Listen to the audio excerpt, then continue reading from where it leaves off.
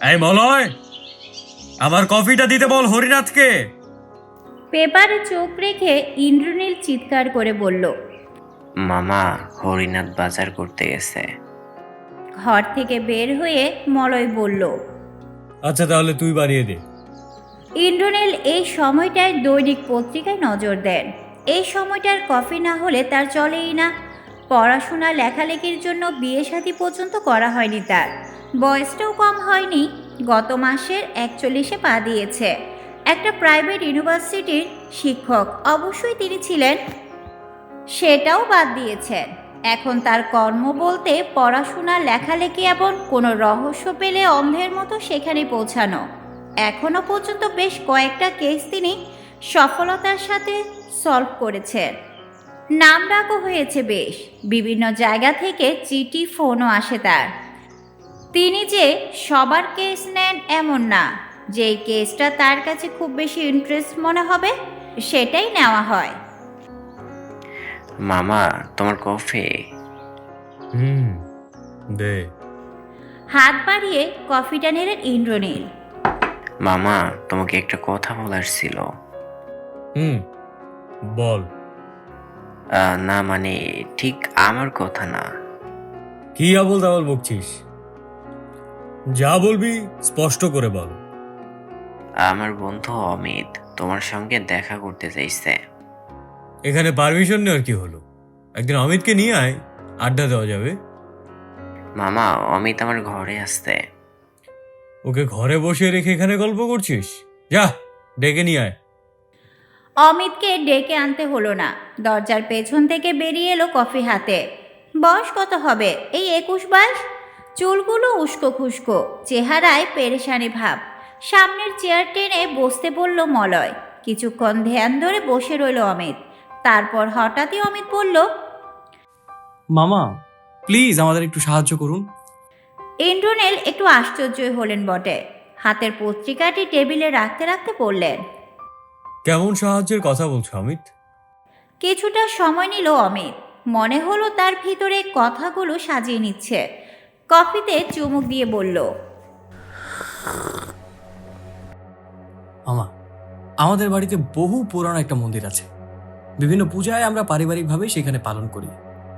মন্দিরের ভিতর একটা মূর্তি ছিল, খুব দামি যে সেটা বলবো না, বাজারে বিক্রি করলে বড়জোর 2 থেকে 3 হাজার টাকা দিবে। সেই মূর্তিটা গতকাল রাতে চুরি হয়েছে। ইন্দ্রনীল গলা পরিষ্কার করে বলল, ও আচ্ছা, তা এখন আমার কি করতে হবে? মামা, চোরটাকে ধরতে হবে। আচ্ছা, একটা কথা বল, এই 2-3 হাজার টাকা দামের মূর্তির জন্য এত পেরেশান হওয়ার দরকারটা কি? তার চেয়ে বরং আরেকটা মূর্তি কিনে নাও। আমি তেমনটাই ভেবেছিলাম।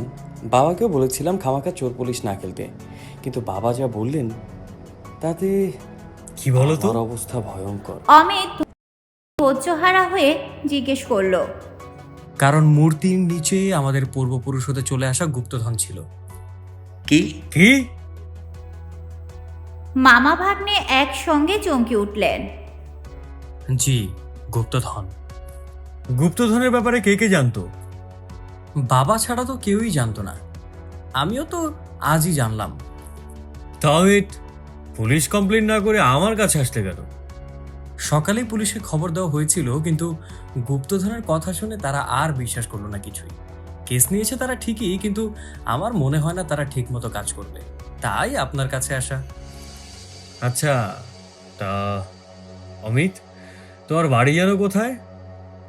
জি মামা, মধুপুর। এখান থেকে খুব বেশি দূরে নয়।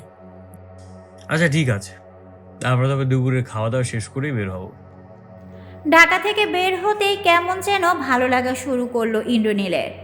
রাস্তার দুই ধারে সবুজ গাছগাছালি, স্নিগ্ধ বাতাস, শরীর বেশ ফুরফুরে লাগলো তার। তারা যখন মধুপুরে পৌঁছালো তখন সূর্য ডুবি ডুবি। অমিতদের বাড়িটা বেশ পুরনো, 2 তলা বাড়ির চারদিক দিয়ে দেওয়াল দিয়ে প্রাচীর। ইলেকট্রিসিটি না থাকায় বাহির থেকে ভুতুড়ি বাড়ি মনে হয়েছিল মলয়ের। অবশ্য তারা বাড়িতে পা দিতে বিদ্যুৎ চলে এলো। মামা, ব্যাগটা আমার কাছে দিন। আরে না না, কোনো সমস্যা নেই, তুমি বরং পথ দেখিয়ে নিয়ে চলো। সাবধানে আসবেন মামা। গত রাতে বেশ ভালোই বৃষ্টি হয়েছে, ফলে যেখানে সেখানে একদম কাদা মাখামাখি অবস্থা। ইন্দ্রনীল কোনো কথা না বলে ঘরে পা দিল। অপেক্ষা করছিল অমিতের বাবা মহেশ পাণ্ডে। আসুন আসুন ইন্দ্রবাবু, আসতে কোনো সমস্যা হয়নি তো? না না না, আরে কোনো সমস্যা হয়নি। অমিত, ইন্দ্রবাবুকে তার ঘরটা দেখিয়ে দে, আমি খাবারের আয়োজনটা করি। আচ্ছা বাবা। আমাদের নিয়ে এত পেরেশানি হবেন না মহেশবাবু, আমরা তো আছি কয়েকদিন না। মুচকি হেসে বললেন ইন্দ্র। তা বটে, তা বটে। ইন্দ্রবাবু, নদীর টাটকা ইলিশ, মজা করে খান। খেতে খেতে বললেন মহেশ পাণ্ডে। এই বিকাশ, বাবুকে আরেকটা মাছের টুকরা দে। আরে না না না, থাক, এত খেতে পারবো না। কিন্তু ততক্ষণ ওনার প্লেটে আরও এক টুকরো চোখ হয়েছে। তা মলয় বাবা, তোমার পড়াশোনা কেমন চলছে? ভালোই। অমিত পড়াশোনা করে তো, নাকি ঘোরাঘুরি করেই কাটিয়ে দেয়? না না, ও তো আমার থেকেও ভালো পড়াশোনা করে। তা বেশ।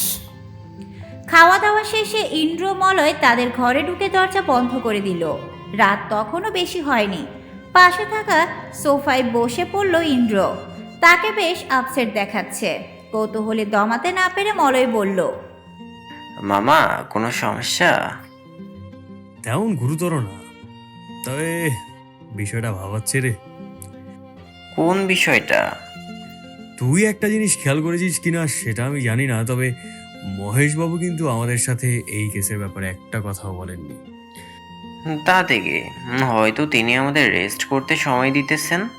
আগামীকাল হয়তো এ বিষয়ে কথা বলবেন। সেটাই দেখার বিষয়। আচ্ছা মলয়, তোর বন্ধু সম্পর্কে কিছু বলতো। যেমন? এই যেমন ধর ওর চরিত্র, মেধা, চলাফেরা, এসব আর কি। আমি যতটুকু জানি, ছোটবেলায় ওর মা মারা যায়। তারপর ওর বাবা আর বিয়ে থাওয়া করেনি। এখানে এক সার্কেলে পড়াশোনা করে। এখন আমাদের সঙ্গে। আর ওর মেধা খুবই প্রখর, চলাফেরা চলিত মানানসই। আরও কিছু বলতে চাইছিল মলয়, তার আগেই ইন্দ্র বলল, থাম বাবা থাম, আর গুণকীর্তন করতে হবে না তোর বন্ধুর, এখন শুয়ে পড়। এই মলয়, এই উঠ। কে? ঘুম চড়ানো কণ্ঠে বলল মলয়। আরে আমি অমিত, উঠতো। মামা কই?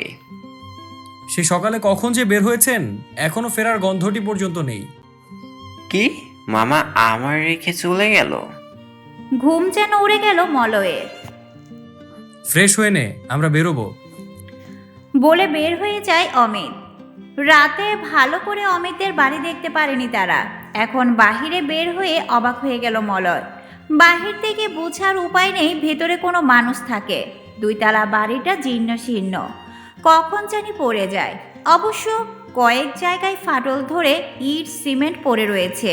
তবে এই বাড়ির বিশেষত্ব হলো চারিদিক দিয়ে ইট পাথরে দেওয়াল দিয়ে ঘেরা। অমিত, তোরা এই বাড়িটা মেরামতের কাজ করিস না কেন? স্মৃতি হিসেবে রেখে দেওয়া হয়েছে।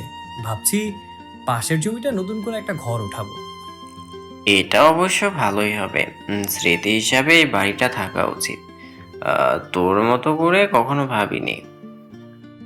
আমাদের দেশে কিন্তু অনেক জমিদার থাকতেন এবং তাদের বাড়ি ঘরও ছিল আমাদের বাড়িটার মতোই, কিন্তু আজ খুঁজলে খুব কমই এমন বাড়ি পাওয়া যাবে। আফসোস প্রকাশ করলো অমিত মলয়। তারপর তারা এগিয়ে গেল মন্দিরটার দিকে। খুব বেশি বড় না মন্দিরটা, পারিবারিকভাবে পুজো হতো এখানে। বড় পূজা হলে বাহিরে বড় মন্দির আছে, সেখানেই হয়। এখানটায় মূর্তিটা ছিল। হাত উঁচু করে দেখালো জায়গাটা অমিত। মলয় এগিয়ে এসে দেখলো মূর্তির জায়গাটার নিচে বেশ বড় একটা জায়গা। অন্তত একটি বড় সিন্দুক রাখা যাবে। এখানে হয়তো ছিল সে গুপ্তধন, কিন্তু এই গুপ্তধনের ব্যাপারে কাকু ছাড়া কেউই জানতো না। তাহলে কে নিল এটা? হয়তো এমনও হতে পারে চোর শুধু মূর্তিটাই নিতে চেয়েছিল, তারপরে যখন নিচে সিন্দুকটা দেখতে পেল তখন সেটাও নিয়ে গেল। কিরে, কি ভাবছিস? না এমন কিছু না। এখানে এই গুপ্তধনটা রেখেছিল কে? গতকাল বাবার থেকে যা শুনলাম সেটাই তোকে বলি। তার আগে চল নদীর ওই ধারটায়, ওখানে বসার জায়গা আছে। নদীর দুই ধারে একটি অশ্বত্থ গাছের ছায়ে ওরা দুজন বসলো। একটু দম নিয়েই অমিত বলল, আমার ঠাকুরদার পিতা কৃষ্ণের সময়, তখন ইংরেজরা আসন গেড়ে বসেছে দেশে। লুটপাট, ছিনতাই কোনো কিছুই বাদ রাখেনি তারা। সে সময় তিনি তার সম্পত্তিগুলো ওখানে রেখে যান। তিনি বলে যান একান্ত প্রয়োজন না হলে ওই সম্পদ যেন ওখানেই থাকে। তারপর তো এই পর্যন্ত। বুঝলাম। ইংরেজদের আমলে অনেকেই এমন বিভিন্ন জায়গায় তাদের সম্পত্তি লুকিয়েছেন, তাই না? আরো কিছুক্ষণ তারা বিভিন্ন আলাপ আলোচনা করলো। এক সময় অমিত বলল, চল বাড়ির দিকে, দুপুর হয়ে চললো, স্নান করে খাবার খাবি। বাড়ি ফিরে মলয় বিকাশের কাছে জানতে চাইলো মামা আসছেন কিনা। উত্তরে বিকাশ বলল,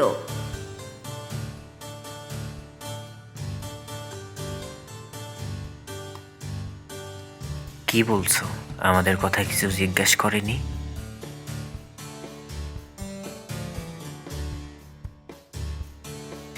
আচ্ছা ঠিক আছে বিকাশ দা, তুমি আমাদের খাবার দাও, আর তুই স্নান সেরে দ্রুত খাবার টেবিলে আয়। খেয়ে তোকে এক জায়গায় নিয়ে যাব। ইন্দ্রনীল বাবু বেশ রাত করে বাড়ি ফিরলেন। দীর্ঘ সময়ে স্নান করে অল্প কিছু খাবার খেলেন। তারপর রুমে এসে শুয়ে পড়লেন। মলয় তেমন আশ্চর্য হলো না, কারণ এমন ঘটনা প্রায় কেসেই ঘটে। মামা সারাদিন কোথায় ছিলে? মলয় বেশ আগ্রহ নিয়ে প্রশ্ন করল। তেমন কিছুই না, শুধুই ছুটাছুটি করা হয়েছে। সমাধান যে হয়নি এমনটা না। তার মানে কেস সলভ? তেমনই। বলো না কিভাবে কি করলে? এখন তো বলা যাবে না, আগামীকাল কিছু কাজ ছেড়ে তবেই বলবো। তবে রাতেও কিছু করতে পারে, সাবধানে থাকিস। কিছুক্ষণ চুপ থেকে ইন্দ্র বলল, আচ্ছা, মন্দির সম্পর্কে কিছু জানতে পারলি? মামা। তারপর আজ যা কিছু ঘটেছে সবটাই খুলে বলল মলয়, এমনকি তার সন্দেহের কথাটাও। মহেশবাবু কি কিছু জিজ্ঞেস করেছিলেন? না মামা, তেমন কিছুই জিজ্ঞাসা করেনি। মামা সাবধানে থাকার বিষয়টা ঠিক বুঝলাম না। আর একটু রাত হলেই বুঝবি। ঘুমোতে চাইলে ঘুমিয়ে পড়। মলয় চেয়েছিল সে ঘুমাবে না, কিন্তু কখন যে ওর চোখ বন্ধ হয়ে যায়। গভীর রাতে হুটোহুটির শব্দে ঘুম হঠাৎ ভেঙে যায় মলয়ের। দ্রুত উঠে সে ডাইনিং রুমে আসে। মামা হয়তো ওর উপস্থিতি টের পেয়েছিলেন। মলয়, লাইট জ্বেলে দে। লাইট জ্বালাতেই উজ্জ্বল আলোতে একজন অপরিচিত লোককে দেখতে পেল মলয়। পাশেই পড়ে আছে বিকাশ। এক কোণে ভয়াত্মক চোখে তাকিয়ে আছে মহেশ পাণ্ডে বাবু। একটু পর অমিত চলে আসলো। ততক্ষণে অপরিচিত লোকটি ইন্দ্রনীল বাবুর কাছে বশ হয়ে সোফায় বসে পড়েছে। আশ্চর্য হয়ে পাশের সোফায় বসে পড়ল সবাই। ইন্দ্রনীল বাবু বললেন, আপনারা হয়তো সকলে অবাক হচ্ছেন, কিভাবে কি হলো। কে মহেশবাবু? এই লোকটাকে কি চিনতে পারছেন? মহেশ বাবু উস্কো খুস্কো করে বললেন, না। আহা, নিজের ছেলেকে চিনতে পারছেন না? আশ্চর্য তো। আমার ছেলে মানে? কি আবল তাবল বকছেন আপনি? ততক্ষণে সবাই আশ্চর্যে সপ্তম আকাশে। তার তো একটি ছেলেই অমিত, তাহলে ওই লোকটা কিভাবে তার ছেলে হতে পারে? আমি তবে বলি কাহিনীটা। আপনার প্রথম স্ত্রী যখন গুপ্তধন সম্পর্কে জানতে পারেন, তখন তিনি চান সেই গুপ্তধন বের করে বাড়ির মেরামত করতে, কিন্তু আপনি সেটা চাননি।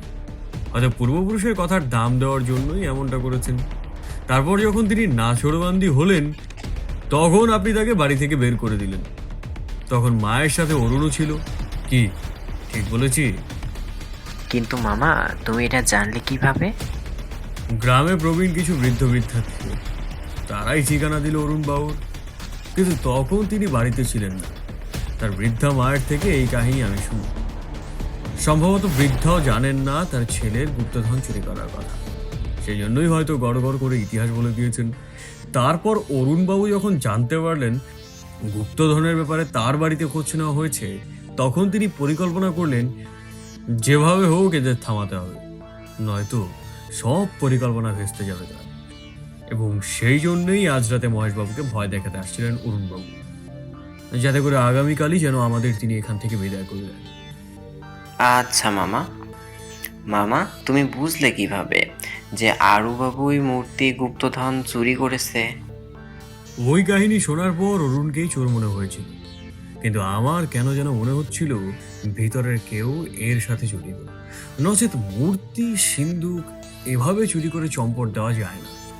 কিন্তু ভেতরের সেজনকে দুপুরে যখন মহেশবাবুর কাছে ওই রাতের ঘটনা জানতে চাইলাম, তখনই ব্যাপারটা আমার কাছে পরিষ্কার হয়ে গেল। তিনি বলেন ওই রাতে তার হঠাৎ ঘুম ভেঙে যায়, বাইরে বৃষ্টি হচ্ছিল, তিনি উঠে বাইরে আসেন, তারপরে তিনি ব্যাপারটা লক্ষ্য করেন বৃষ্টির মধ্যে কে যেন মন্দির থেকে বের হয়ে সামনের দেয়াল টপকে ওপারে চলে যায়। সন্দেহ হওয়াতে মহেশবাবু বিকাশকে ডাকেন, কিন্তু বিকাশের আসতে বেশ দেরি হয়। মহেশবাবুর কথা অনুযায়ী আমি দেয়াল পরীক্ষা করি, সেখানে স্পষ্ট আছে কেউ এদিকটা থেকে ওপারে গিয়েছে। চিহ্ন থাকার কারণ হলো কাদামাটি। তারপর আমি প্রাচীরের প্রত্যেকটা পাশ ভালো করে পর্যবেক্ষণ করলাম, আর তাতে করে পেয়ে গেলাম আমাদের কাঙ্ক্ষিত চোর বিকাশকে। বিকাশ মূর্তি এবং সিন্দুক চুরি করে সামনের দেয়াল টপকে বাইরে দাঁড়িয়ে থাকা অরুণকে সব বুঝিয়ে দিয়ে পিছনের দেয়াল টপকে আবার ভিতরে আসে। সেজন্যই মহেশবাবুর ডাকে সাড়া দিতে তার সময় লাগে। কি ঠিক বলেছি তো?